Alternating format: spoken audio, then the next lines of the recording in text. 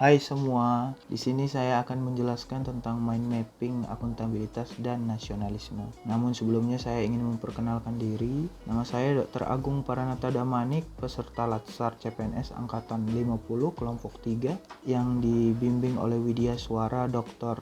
Yumasari Harahap, SH, MSI. Baiklah, sebelum kita masuk ke mind mappingnya, pertama-tama kita harus mengetahui apa itu akuntabilitas. Akuntabilitas adalah kewajiban pertanggungjawaban yang harus kita capai.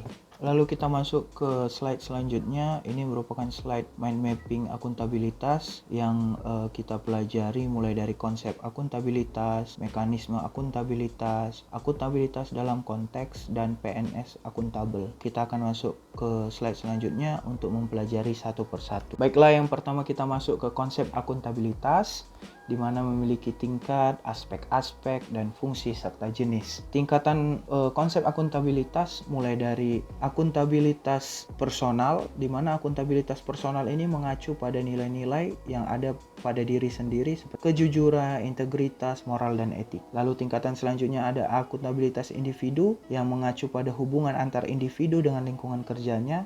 Contohnya PNS dengan instansinya sebagai pemberi kewenangan. Lalu di atasnya lagi ada akuntabilitas kelompok, ada akuntabilitas organisasi, dan terakhir itu adalah akuntabilitas stakeholder. Untuk aspek-aspeknya ada relationship, result dan oriented, reporting atau pelaporan, konsekuensi, dan perbaikan kinerja. Di mana konsep akuntabilitas juga memiliki fungsi dan jenis. Yang pertama itu adalah kontrol demokrasi, pencegahan korupsi, efisiensi, dan efektivitas. Selanjutnya masuk ke mekanisme akuntabilitas. Yang pertama itu lingkungan kerja, di mana ada kepemimpinan, integritas, kepercayaan, transparansi, kejelasan, keseimbangan, responsibilitas, dan konsistensi. Lalu ada alat akuntabilitas, perencanaan strategi, kontak kerja, laporan kinerja. Yang terakhir itu dimensi di mana akuntabilitas kejujuran dan hukum, proses, program, dan akuntabilitas kebijakan.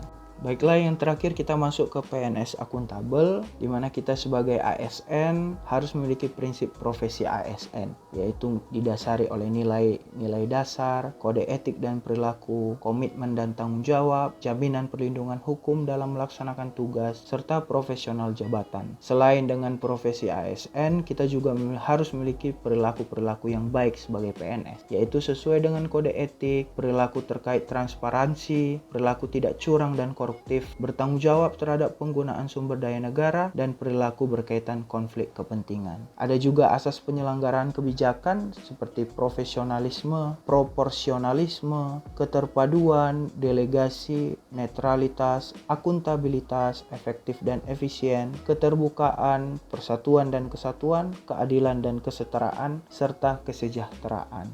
Lalu ada perilaku PNS yang sesuai dengan kode etik, perilaku terkait transparansi, perilaku tidak curang dan koruptif, bertanggung jawab, serta perilaku berkaitan konflik kepentingan.